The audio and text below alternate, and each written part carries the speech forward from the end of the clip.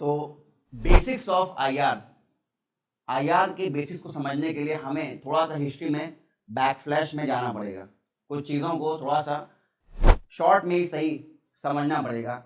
और अब जो आप चीज़ें देखने जा रहे हैं ये कहीं ना कहीं वर्ल्ड हिस्ट्री का पार्ट है, विश्व इतिहास का पार्ट है, ठीक है। और मैंने पहले बताया था कि जब मैं स्टार्ट करूंगा तो थोड़ा सा वर्ल्ड हिस्ट्री का आपको ग्लिम्स दूंगा, क्योंकि हिस्टोरिकल बैकग्राउंड बिना जाने रिश्तों के बारे में समझ नहीं पाएंगे आप। रिश्ते अच्छे क्यों हैं और ख़राब क्यों हैं अभी, इसका रूट कॉज कहीं इतिहास में पीछे छुपा हुआ है। तो चलेंगे वहाँ से चीज़ों को ढूंढ के लाएंगे and then we will connect the dots कि क्यों ऐसा हुआ या वैसा क्यों था, ठीक। ओके,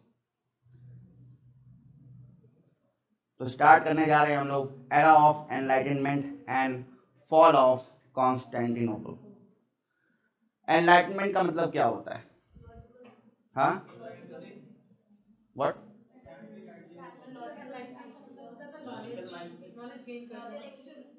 ज्ञान का उदय होना, कहीं ना कहीं आपको ज्ञान प्राप्त होना। बुद्ध को भी एनलाइटमेंट हुआ था, ज्ञान प्राप्त हुआ था, ठीक है। तो एक समय विश्व में भी आया जब लोगों को कई सारा लॉजिकल ज्ञान प्राप्त हुआ, एनलाइटमेंट हो गया, साइंटिफिक टेम्परामेंट उनके अंदर आया, ठीक है। और उसके साथ साथ हम इसको देखेंगे इस चीज से जोड़ के, फॉल ऑफ कॉन्स्टेंटिनोपल। कॉन्स्टेंटिनोपल बताया मैंने आपको कि ये अब मॉडर्न समय में टर्की का पार्ट है, इस्तांबुल नाम इसका है, ठीक है। लेकिन पहले कॉन्स्टेंटिनोपल कैपिटल हुआ करता था बाइजेंटीन एम्पायर का, या कहें ईस्टर्न पूर्वी रोमन एम्पायर का, ईस्टर्न रोमन एम्पायर का कैपिटल था। नाम कॉन्स्टेंटिनोपल का पड़ा था इनके एम्परर के नाम से, कॉन्स्टेंटिन द ग्रेट। तो जो एम्परर थे, रोमन एम्परर, रोमन बादशाह थे, उनका नाम कॉन्स्टेंटिन था। उन्होंने अपने नाम से शहर का नाम क्या रख दिया था? कॉन्स्टेंटिनोपल, ठीक है ना। राजा लोग अपने नाम से नाम रखते हैं, ठीक है। इसका मन कर रहा है मैं भी सर अभी डीएम बनने वाला हूँ, तुम नहीं कर पाओगे, ठीक है। उस जमाने में होता था, अब नहीं होता। अब ये सब चीज़ें मरणोपरांत होती हैं। किसी को होता नहीं प्रेस करने के लिए, उसके मरने बाद कोई चौराहे पे ऐसी फोटो गाड़ दी गई, कोई रोड पे नाम लिख दिया कि ये वो रोड है, ठीक है। जीते जी नहीं होता, वो सिर्फ मायावती कर सकती हैं, बाकी के अंदर इतना गट्स नहीं होता, ठीक है। ठीक है, तो देखिए अब चलते हैं थोड़ा सा 15th सेंचुरी में। 15th सेंचुरी मतलब मैं किस साल की बात कर रहा हूँ? 1400 की बात कर रहा हूँ, और टू बी स्पेसिफिक मैं 1400 से लेकर 1499 के बीच में बात कर रहा हूँ। ये क्या है आपकी 15वीं शताब्दी, 15th सेंचुरी। अच्छा, उस जमाने में था क्या कि अगर मैं बात करूँ यूरोप की, church was extremely powerful. Church समझते हैं आप लोग? अच्छा, क्रिश्चियंस में भी दो पार्ट होते हैं, Catholic and Protestant. Catholic and Protestant, ठीक।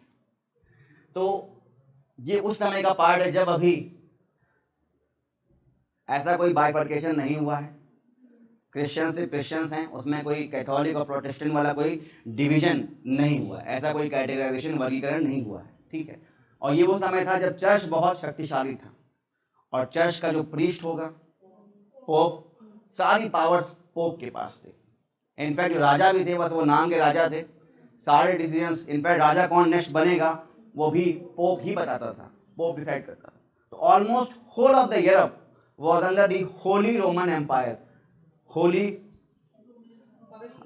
पवित्र, क्योंकि यहाँ पे हम पोप की बात करते हैं। Reason, pope was the religious head, ठीक है। पूरे रोम का या पूरे यूरोप का जो एम्पायर था उसमें जो मेन रिलीजियस हेड था वो कौन था? पोप था, ठीक है। तो अगर आप पोप हैं तो बेसिकली आपका काम क्या होना चाहिए? रिलीजियस मैटर होना चाहिए। लेकिन apart from religious issues the pope used to interfere. Pope हस्तक्षेप करता था किसमें?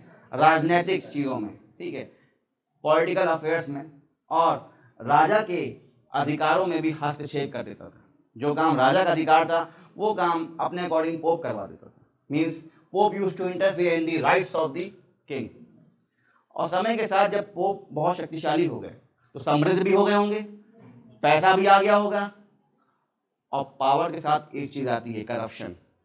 With power comes corruption.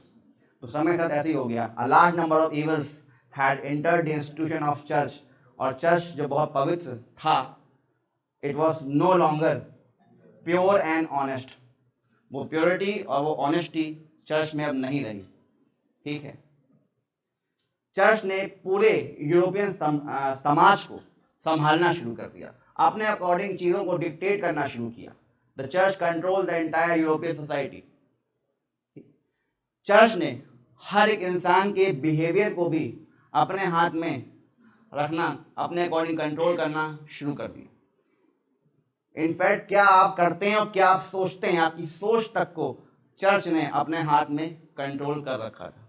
ठीक, और उसके साथ साथ पॉलिटिक्स को भी, राजा कौन होगा और कौन नहीं होगा, ये भी चर्च ही डिसाइड करता था। तो घर घर में हर एक व्यक्ति क्या कर रहा है, क्या सोचता है, और राजा कौन होगा कौन नहीं होगा, इन सब पे कंट्रोल किसका था? चर्च का था।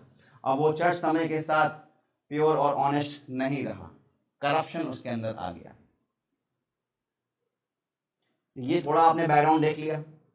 अब थोड़ा और आगे चलते हैं। आपको पता है स्टार्टिंग से ही हर एक सोसाइटी में, सिविलाइजेशन में एक चीज होती थी, वो क्या था? ट्रेड, व्यापार। ठीक है, तो the medieval Europeans did commercial trade with Asian states, मतलब एशियन कंट्रीज जो थी उससे यूरोप का ट्रेड होता था आराम से। ठीक है, और लिंक करने की जगह कौन सी थी? हाँ, कॉन्स्टेंटिनोपल, वही रोमन एम्पायर का कैपिटल। ठीक है, क्योंकि वो कहीं ना कहीं कनेक्ट करता था किसको? आप अगर देखें इस फिगर में, तो ये जो हिस्सा यहाँ पर कहीं दिख रहा है आपको, ठीक है ना, ये टर्की का हिस्सा है, लेकिन यही हिस्सा मेनलैंड यूरोप को जोड़ता है किससे? एशिया से। ठीक है, ओके। तो अब जो ये ट्रेड होता था यूरोप का एशिया के साथ, तो बीच में कुछ लोग और इन्वॉल्व थे जिनको हम बिचौलिए कहते हैं, मीडिएटर्स। वो थे Turk, Ottoman Turks, Turkish Empire आप मान सकते हैं। ठीक है, जो कि स्टार्टिंग में बहुत छोटा था, लेकिन जब आप मीडिएटर बन जाते हैं, आप सामान को जो खरीदना है किसको? यूरोपियंस को, वो सामान ये टर्क्स लोग एशिया से खरीद के लेके आते थे, एशियन स्टेट से, हमारे यहाँ से, हर जगह से, और उसमें कुछ एक्स्ट्रा दाम बनाकर किसको दे देते थे? यूरोपियन स्टेट, यूरोपियन एम्पायर को, रोमन एम्पायर को। डायरेक्ट ट्रेड भी था, लेकिन मोस्टली ट्रेड इन इंटरमीडिएट्स के थ्रू होता था। ये ट्रेड को मैनेज करते थे ऑटोमन्स, टर्किश पीपल। समय के साथ जब ट्रेड होना और शुरू हो गया, तो इन बिचौलियों का, इन इंटरमीडिएट्स का कमीशन बढ़ना शुरू हो गया, इनके पास पैसा आना शुरू हो गया। जब पैसा आना और शुरू हो गया, तो इनके एम्बिशंस बढ़ना शुरू हो गए। इनको लगा कि क्यों ना पूरा रोमन एम्पायर में कब्जा कर लें, काम ही खत्म। तो अब यही हुआ, ऑटोमन ने क्या किया, ये लोग सामान को एशिया से खरीदते थे और इसको लाके यूरोप में बेच देते थे। उससे क्या होता था? They use to make huge commission in this process. Commission समझते हो? ठीक है, बहुत सारा एक्स्ट्रा मुनाफा कमा लेते थे।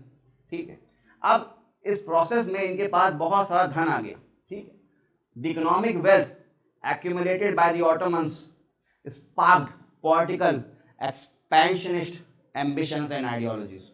अब इनका मन किया कि ये अपना राजनीतिक विस्तार करें, अपने एम्पायर को बढ़ाएं, और इसी काम में इन्होंने अपने एक्सपेंशन को कहाँ करना शुरू कर दिया?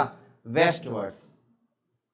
तो वो लोग जो टर्की के आसपास कहीं संकुचित थे, इस एरिया में थे, उन्होंने कहा कि हम पूरा ऐसे आगे बढ़ना शुरू होंगे। और इन्होंने आते आते क्या किया? 29 मई 1453 में इन टर्कों ने क्या किया? कैप्चर कर लिया सिटी ऑफ कॉन्स्टेंटिनोपल को।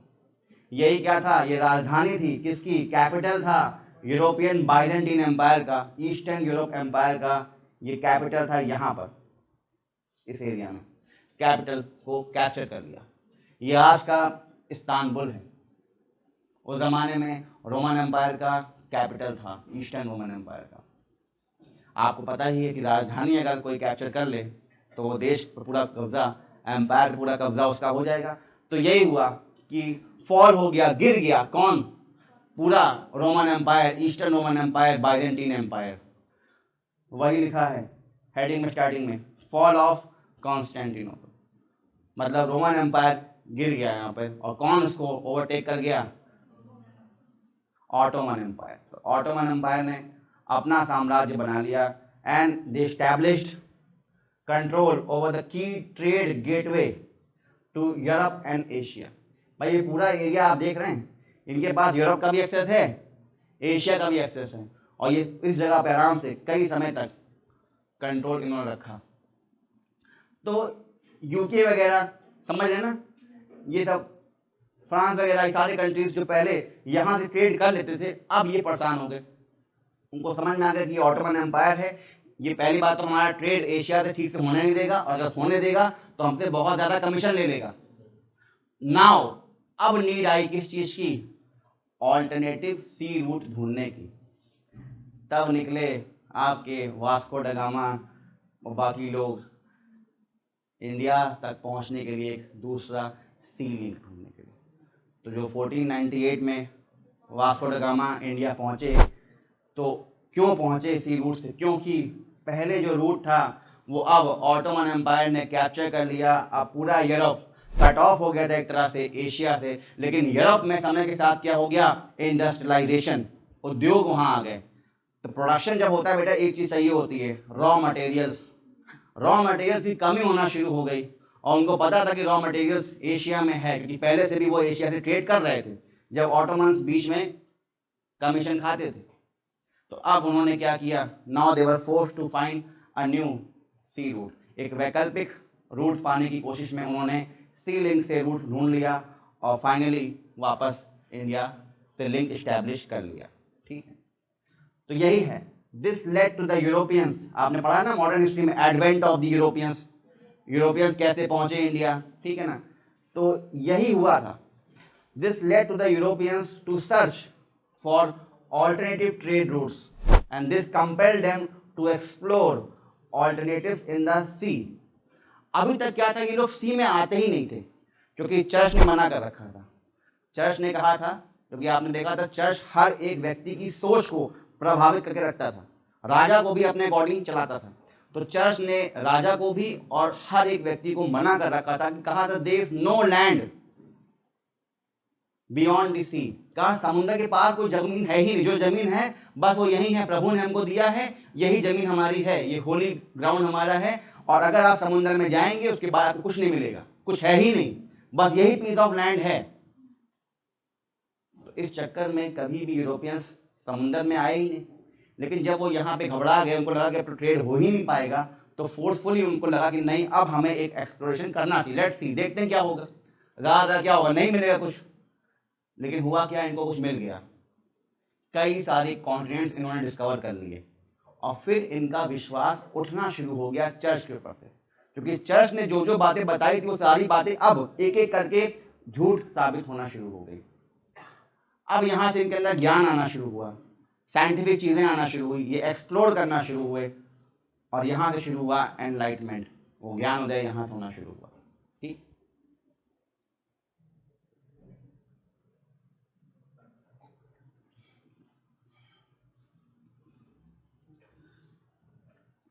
तो जैसे जैसे यूरोपियंस समुद्र में जाना शुरू हुए, ट्रेड रूट्स को ढूंढना शुरू किया, उन्होंने नए नई जगह को ढूंढना शुरू कर दिया, डिस्कवरी होना शुरू हुआ। ठीक है, this led to discovery of distant lands, दूर दूर के जगह इन्होंने डिस्कवर किए, और वहाँ के रहने वाले नए लोगों से भी मिले, क्योंकि चर्च ने कहा था कि ना ही कोई भूमि है और ना ही कोई लोग हैं कहीं और। अब क्या हुआ, जगह भी मिल गई, लोग भी मिल गए, अलग अलग सिविलाइजेशंस मिल गए। अब इससे ये लोग कंफ्यूज हो गए, कौन, Europeans. This confuse the Europeans, why, लेकिन क्योंकि चर्च ने हमेशा क्या कहा था कि कोई जमीन ही नहीं है, they are no land and no people exist across the sea, ना जगह है ना ही लोग है, समुद्र के पास कुछ है ही नहीं, उसके पार कुछ नहीं। अब ये कंफ्यूजन आ गया। तो जब लोग सी रूट के थ्रू बाकी जमीन तक पहुंचना शुरू किए और वहां के लोगों से मिक्स होना शुरू हुए, जैसे वो अमेरिकास पहुंचे, एशिया पहुंचे, अफ्रीका पहुंचे, तो यूरोपियंस जो हैं बाकी कल्चर और बाकी लोगों के साथ मिक्स होना शुरू हुए। अब यूरोपियंस का जो परसेप्शन था बाहरी दुनिया के लिए वो चेंज होना शुरू हो गया। ठीक, अब ये लोग अलग तरीके से सोचना शुरू हुए और रैशनल हो गए। अब तक ये किसके अकॉर्डिंग कठपुतली बने हुए थे, किसके? ये चर्च के। अब अपने अकॉर्डिंग लॉजिकली सोचना शुरू कर दिए। अब लोगों ने क्या किया, साफ साफ रिफ्यूज करना शुरू कर दिया कि चर्च की बात को हम ब्लाइंडली नहीं फॉलो करेंगे। पोप से एक्सप्लेनेशंस मांगना शुरू कर दिए गए। हाँ, रहना था। दे रिफ्यूज, दे मतलब Europeans refuse to accept the notions which were popularized by the church। जो जो चीज़ें चर्च ने पॉपुलर बनाई थी, ऐसा होता है वैसा होता है, अब लोगों ने मानने से मना कर दिया। और लोगों ने प्रेफर क्या किया कि हम उस चीज़ को एक्सेप्ट करेंगे जो रैशनल हो, साइंटिफिकली इसको हम वेरीफाई कर सकें। तो ये जो नया साइंटिफिक तरीका लोगों ने डिस्कवर किया, रैशनली सोचना शुरू हो गए, टेम्परामेंट में चेंज आया, कहा हर चीज़ एक्सपेरिमेंट करेंगे, देखेंगे, समझेंगे, फिर उसको मानेंगे। इससे क्या हुआ, this led the European man to become more developed. और समय के साथ एक नया आंदोलन शुरू हो गया जिसको हम क्या कहते हैं, रेनेसांस। एक नया युग आगे आना शुरू हुआ। लोगों ने साइंटिफिक तरीकों से सोचना शुरू किया, रैशनल हो गए, सोच समझ के, एक्सपेरिमेंट करके, इन्वेंशन करके, एक्सप्लोर करके चीज़ों को समझना शुरू किया। ठीक है, और इसमें सबसे ज़्यादा काम आया प्रेस। प्रेस मतलब मीडिया, उस जमाने में था प्रिंटिंग प्रेस। हाँ, pamphlets and all, printing press, ठीक है ना, छपाई मशीन आई पहले, प्रिंटिंग प्रेस। क्योंकि दिक्कत ये थी कि हमारे पास, मतलब यूरोपियंस के पास उस ज़माने में खुद पढ़ने के लिए बाइबल नहीं होती थी। जो चर्च के पादरी ने पढ़ के समझा दिया वही ये मानते थे, और पोप ने कह ही रखा था जो हम बता रहे हैं बस वही सही है, आप मानिए। अब लोगों ने कहा कि नहीं, हमें खुद भी अपने घर में क्या चाहिए, बाइबल चाहिए। और क्यों आप लिख रहे हो पुरानी भाषा में, जो एंशिएंट लैंग्वेज है, आप उसे कन्वर्ट करिए अभी की लैंग्वेज में जो हम लोग बोलते हैं, मतलब यूरोपियंस बोलते हैं, ताकि हम उसका वर्जन खुद पढ़ के समझ पाए। हम खुद पढ़ेंगे, यही है ना रेनेसांस, कि हम खुद हर चीज देखेंगे, समझेंगे क्या लिखा है, ईश्वर ने क्या लिख दिया किताब में, हम भी तो पढ़े जरा। तो यही हुआ, instead of being dependent upon sermons from the priest, जो प्रवचन देते थे पादरी लोग, उस पर डिपेंडेंट ना होकर अब जो इंसान था यूरोप का, उसने क्या शुरू कर दिया, खुद पढ़ना शुरू किया religious scriptures on his own.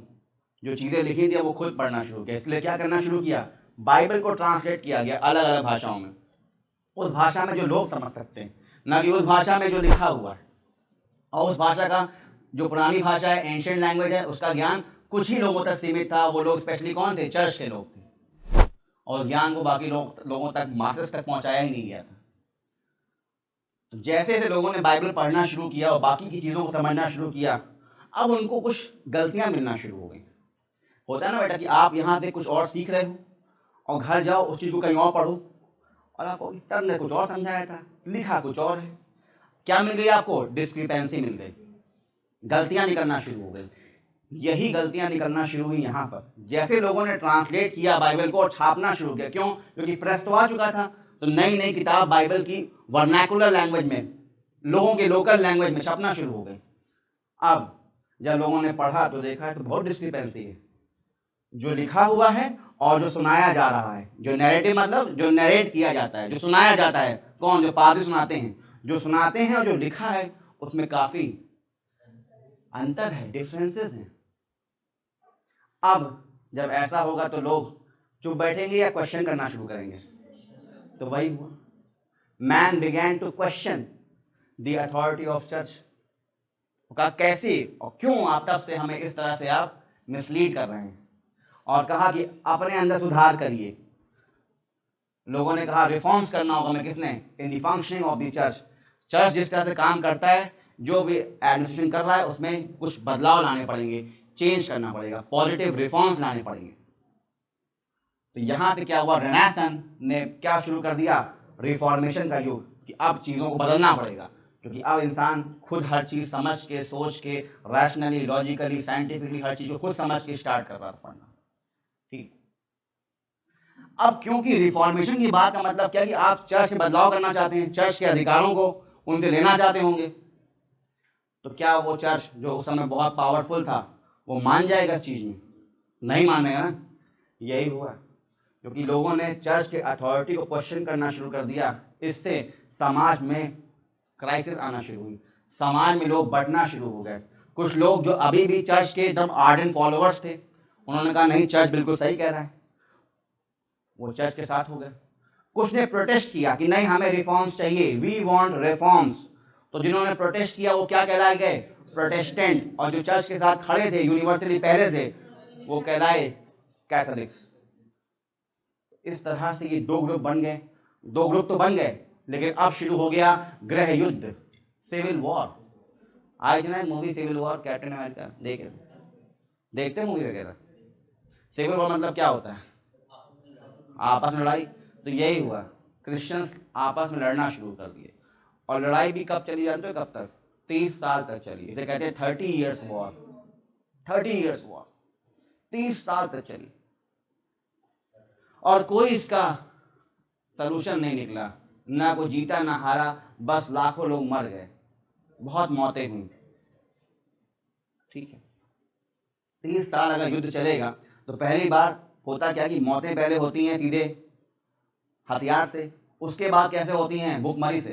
क्योंकि अगर लड़ाई चल रही है तो प्रोडक्शन तो हो नहीं पा रहा है, लोग मर रहे हैं, तो कौन अनाज उगाएगा, कौन फैक्ट्री में काम करेगा, खाना पीना नहीं रहेगा, लोग फैमाइन से, भूखमरी से मरना शुरू हो जाएंगे। तो यही हुआ, लड़ाई में मरे और बाकी लोग भूख से मरना शुरू हो गए। मिलियंस ऑफ पीपल मर गए इस तरह से। इसीलिए कहते हैं ना कि ignorance is a bliss. Ignorance is a bliss. अगर आप कुछ नहीं जानते हैं तो अच्छी बात है, क्योंकि जान जाएंगे तो आप क्या चाहेंगे? रिफॉर्म करना, रेवोल्यूशन लाना। और क्रांति खून मांगती है, समझ रहे हो ना? रिफॉर्म्स जब आप करने जाएंगे तो सामने वाला कहेगा नहीं हाँ मैं तो तुम्हारे रिफॉर्म करवाने का वेट ही कर रहा था, आओ आओ करो मुझे। वो तो रेजिस्ट करेगा ना, और जब वो रेजिस्ट करेगा तो लड़ाइयाँ होंगी, लड़ाइयाँ होना शुरू होंगी। तो एज अ कॉन्सिक्वेंस क्या हुआ?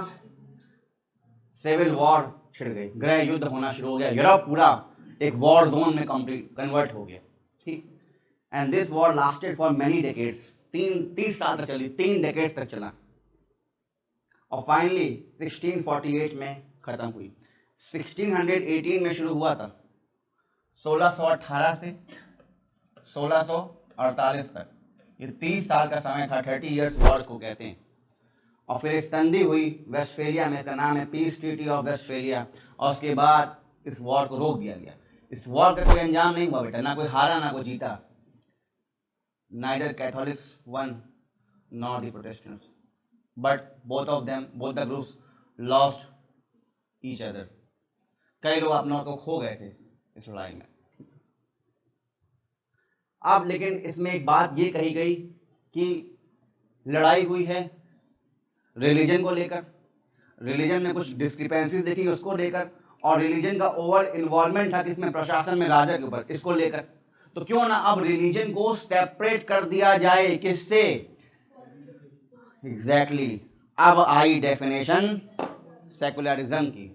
ये इंडिया नहीं मानता डेफिनेशन, मैंने समझाया था पहले पॉलिटी में कि 2 परिभाषाएं होती हैं किसकी? धर्मनिरपेक्षता की, सेकुलरिज्म की। यहां आया कॉन्सेप्ट सेकुलरिज्म का, कहा कि सेपरेट करना पड़ेगा किसको? रिलीजन को। किससे? पॉलिटिक्स से, गवर्नमेंट से। तो क्योंकि बेटा ये western countries, specially European countries, इतनी लंबी लड़ाई पहले लड़ चुकी हैं, ये घबराती हैं कि दोबारा कभी भी रिलीजन इन्वॉल्व ना हो पॉलिटिक्स में, और ना ही पॉलिटिक्स कभी इन्वॉल्व हो रिलीजन। राजा अपना काम अलग करे, पोप अपना काम अलग करे। पोप राजा के काम में हस्तक्षेप ना करे, और ना ही राजा पोप के काम में। मतलब neither the government should intervene into religion nor religion should control the government। ये है वेस्टर्न फिलॉसफी, सिद्धांत किसका? धर्मनिरपेक्षता का, सेकुलरिज्म का। हम लोग इसको नहीं अप्लाई करते, हमारा अलग है, हमारे यहाँ अलग। हाँ, स्टेट इंटरव्यू कर सकता है, ठीक है, लेकिन इनका है कि स्टेट इंटरव्यू नहीं करेगा। ठीक, तो अब स्टेबिलिटी आना शुरू हुई और अब बढ़ना शुरू हो गए, अलग अलग नेशन स्टेट्स बनना शुरू हो गए। स्टेट आप जानते हैं क्या होता है? याद आए? वो 4 चीजें क्या थी? Population, boundary, government, sovereignty. और अगर स्टेट में जो बाउंड्री है उसमें अगर यूनिफॉर्मिटी है, जो लोग हैं वो कॉमन कल्चर के हैं, कॉमन भाषा बोलते हैं, हाँ, उनकी हिस्ट्री सेम है, बैकग्राउंड सेम है, पहनावा सेम है, कल्चर सेम है, विचारधारा सेम है। अब इसको क्या कह देंगे? नेशन कह देंगे आप। तो अगर एक स्टेट है और उसके अंदर एक ही नेशन है तो उसको हम बोलते हैं नेशन स्टेट्स। इंडिया नेशन है? इंडिया क्या है? नेशन स्टेट नहीं है। नेशन स्टेट मतलब एक स्टेट में एक ही नेशन है, ठीक है ना। हमारा इंडिया स्टेट है और उसके अंदर कई नेशन हैं, अलग अलग कल्चर है ना हमारे, Gujarati, Maharashtrian, Bengali, south Indian, north east, अलग अलग ट्रेडिशंस हैं। तो आप एक नेशन तो बोल नहीं सकते। नेशन मतलब सब लोग एक जैसे हो, यूनिफॉर्म हो, है ही नहीं, अलग अलग हैं, कभी थे ही नहीं। तो कंट्री है देश हमारा और स्टेट है। कंट्री के अंदर कई सारे नेशन हो सकते हैं और स्टेट तुम तब बोलोगे उसको जब उसके पास खुद की अपनी सेंट्रलाइज्ड गवर्नमेंट हो और संप्रभुता हो, सॉवरेनिटी हो। अब वो चार चीज़ें सब समझ गए ना। तो वो चार चीज़ें इंडिया के पास है, मतलब हम स्टेट हैं और हमारे पास कई सारे नेशंस हैं और उसको मिला के हमारी बाउंड्री बनी है इंडिया, जिसको हम क्या कहते हैं? कंट्री, ठीक है। तो ऐसे कई सारे नेशन स्टेट्स बनना शुरू हो गए यूरोप में। अब धीरे धीरे यही नेशन स्टेट्स बढ़ना शुरू हो गए क्योंकि वो कॉमन कॉज लड़ रहे थे, स्टेट भी थे और नेशन भी थे। कॉमन नेशन था उनके पास, मतलब सब कुछ उनके क्या था? सिमिलर था। भाषा सेम, पहनावा सेम, धर्म सेम, ठीक है ना, कल्चर कस्टम सेम। तो उनके अंदर यूनिटी बहुत ज़्यादा हो गई और यूनिटी के साथ साथ अपने ही नेशन को आगे बढ़ाने की एक जिद आ गई, नेशनलिज्म जिसको आप कह देते हैं, ठीक है। अब यहाँ से जो राजा लोग थे वो और बड़े मोनार्क, सम्राट बनना चाहते थे। तो उन्होंने आसपास के जो राज्य थे या कहें कि आसपास के जो नेशंस थे, स्टेट्स थे, उनसे आगे बढ़ने के लिए सभी राजाओं ने अपने यहाँ तेज़ी से एक चीज़ करना शुरू किया, इंडस्ट्रियल रेवोल्यूशन, उत्पादन करना। आगे बढ़ना तो पहले हथियार चाहिए, तो हथियार बनाने पड़ेंगे। कहाँ बनेंगे? कारखानों में, फैक्ट्रीज, प्रोडक्शन करना शुरू किया।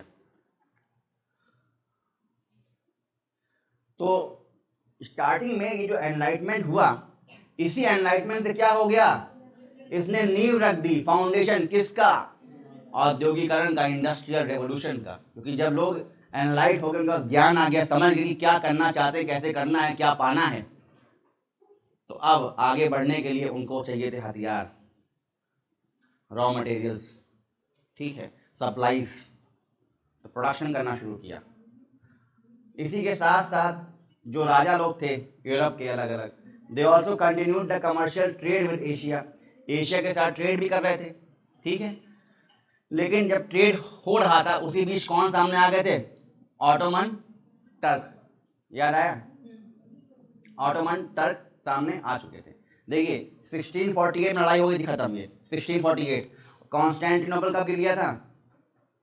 1453 में। मतलब 1648 में जब चर्च अलग हो गया, राजा अपने अकॉर्डिंग काम करना शुरू कर दिए, तो अब राजा लोग को जो रॉ मटेरियल चाहिए था उसमें टर्किश एम्पायर बीच में आ गया था, एशिया के बीच में। समझ में आया? तो अब दिक्कत यही आना शुरू हो गई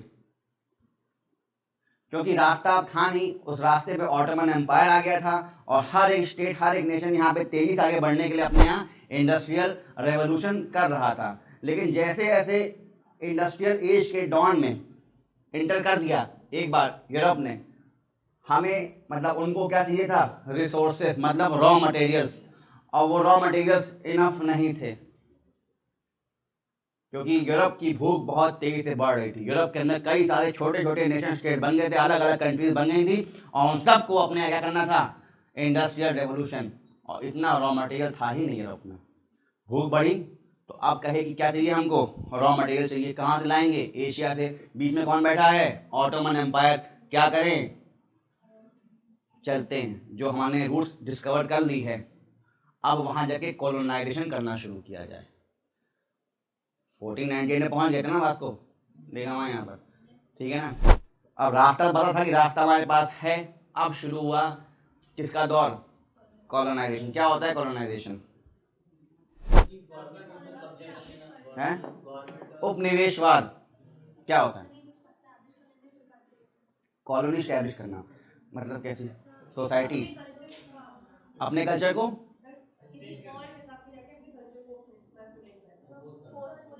अच्छा, और ठीक है, और रिसोर्स का यूज करना और डोमिनेट करना और एक्सप्लॉयटेशन करना, पॉलिटिक्स में इंटरफेयर करना, ठीक है। तो देखिए मान लीजिए ये कंट्री ए है, ठीक, और ये कंट्री बी है। अब इस एग्जाम्पल में ए कंट्री जो है वो कंट्री बी को अपनी कॉलोनी बनाने की कोशिश करने जा रही है, ठीक। A is trying to colonise B, ठीक। तो अब ए करेगा क्या, ए पहले बी में जाएगा, बी में अपना वर्चस्व स्थापित करेगा, बी में अपना डोमिनेंस स्थापित करेगा, जो आप लोगों ने कहा कि डोमिनेंस होता है। उसके बाद बी का पॉलिटिकल कंट्रोल अपने हाथ में लेना चाहेगा, बी का पूरा सत्ता गवर्नेंस अपने हाथ में ए लेना चाहेगा, और जब एक बार अपने हाथ में ले लेगा तो अब बी की सारी नीतियां, सारी पॉलिसीज कौन बनाएगा, ए। मतलब क्या सामान कहाँ देना है, इंपोर्ट एक्सपोर्ट करना है बी का, वो कौन डिसाइड करेगा, बी नहीं, ए करेगा। तो अब ए क्या करेगा, बी का सारा वेल्थ, सारी संपत्ति अपने यहाँ ड्रेन ऑफ वेल्थ करके ले आएगा, और जब तक बी में रहेगा तब तक बी में लगातार ड्रेन ऑफ वेल्थ करता रहेगा, इकोनॉमिक एक्सप्लॉयटेशन, शोषण और दोहन इसका करता रहेगा, और इस बी को इकोनॉमिकली वीक कर देगा, गरीब कर देगा, और अपनी सुख समृद्धि बढ़ा लेगा। तो ए ने बी पे कब्जा सिर्फ इसलिए किया, बी में अपना एम्पायर बनाने के लिए नहीं, बी में बस अपना कब्जा बनाए रखने के लिए, ताकि जब तक बी ए के हाथ में है तो बी का पूरा वेल्थ ड्रेन करके चूस के ए अपने यहाँ ले आए और अपने आप को राइज करा ले। मुगल एम्पायर हमारे यहाँ कॉलोनाइजेशन का एग्जाम्पल था क्या, मुगल एम्पायर ने कॉलोनाइज नहीं किया, वो खुद आए यहाँ पे बस गए, साम्राज्य बनाए यहाँ पे अपना, ड्रेन ऑफ वेल्थ करने नहीं आए थे यहाँ पर। हाँ ब्रिटिशर्स आए थे, लेकिन उनका मेन इंटेंशन यही था कि आप यहाँ आइए, वो यहाँ बसने नहीं आए थे बेटा। ब्रिटिशर्स का इंटेंशन यहाँ बसना नहीं था, बस आके बी के रिसोर्सेज को, मतलब इंडिया के रिसोर्सेज को, संसाधन को, रॉ मटेरियल को निचोड़ के ले आना अपने पास और इसको एकदम गरीब कर देना।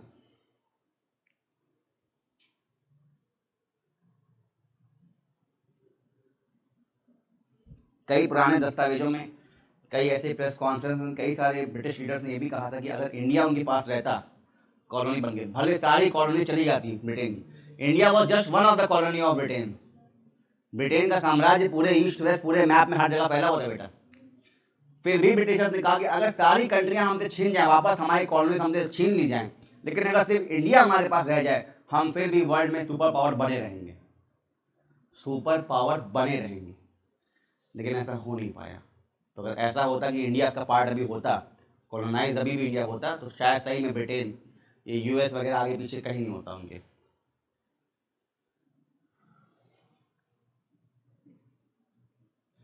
तो यही हुआ कि रिसोर्सेज बहुत कम थे यूरोप में, और यूरोप की भूख लगातार बढ़ रही थी, तो जरूरत सामने आ गई। Necessity is the mother of invention. जब आपको कोई चीज़ की नीड होती है तो अब आपको काम करने आते हैं। तो नीड किसकी थी, रॉ मटेरियल्स की। अब यूरोपियंस फोर्स्ड हो गए कि अब उन्हें जाना पड़ेगा दूर जगहों पे, एशिया में, अफ्रीका में, बाकी फार ईस्ट में, और वहाँ जाकर उन जगह को कॉलोनाइज करना पड़ेगा, अपने कंट्रोल में लेना पड़ेगा, कैप्चर करना पड़ेगा, ताकि पूरा ट्रेड वॉल्यूम, वहाँ का सारा सामान अपने अकॉर्डिंग जहाँ जहाँ ले जाना है, जहाँ जहाँ बेचना है, रॉ मटेरियल का पूरा एक्सेस अपने हाथ में कर सके। तो यही करना शुरू कर दिया। जब एक कंट्री ने काम करना शुरू किया यूरोप की, तो उसका देखा देखी बाकी यूरोपियन कंट्रीज ने भी यही काम करना शुरू किया। उस समय एक रेस चल रही थी आगे बढ़ने की। जो काम फ्रांस करेगा, स्पेन कैसे पीछे रहे, यूके कैसे पीछे रहे, और जर्मनी के पीछे रहेगा। तो सारे यूरोपियन कंट्रीज निकल गए हर जगह, क्या करने के लिए, सबका, सारे बाकी देशों का कॉलोनाइजेशन करने के लिए। कुछ ज़्यादा इनको ज्ञान प्राप्त हो गया था, ठीक है ना, और उससे भूख बहुत बढ़ गई थी, और चले गए बाकी देशों में लूटने, ठीक है ना। तो अगर आसान शब्दों में समझिए, कॉलोनाइजेशन क्या होता है, लूट लेना किसी देश को, ठीक है ना, बर्बाद करने आ गए थे, समझ गए। Origin of world war and alliance formation. तो अब जब ये सारे यूरोपियन स्टेट्स जो अभी नए नए बने हैं कुछ समय पहले ही, जो कि 30 साल लंबा युद्ध चला, उसके बाद पोप का रोल हट गया था, राजा लोग आज़ाद हो गए थे, अपने अपने साम्राज्य को बढ़ाने के लिए इंडस्ट्रियल रेवोल्यूशन कर रहे थे, रॉ मटेरियल था नहीं, तो अब इन्होंने क्या शुरू किया, दूसरे देशों में जाना सी रूट्स के थ्रू और वहाँ जाके अपना कंट्रोल स्थापित करने।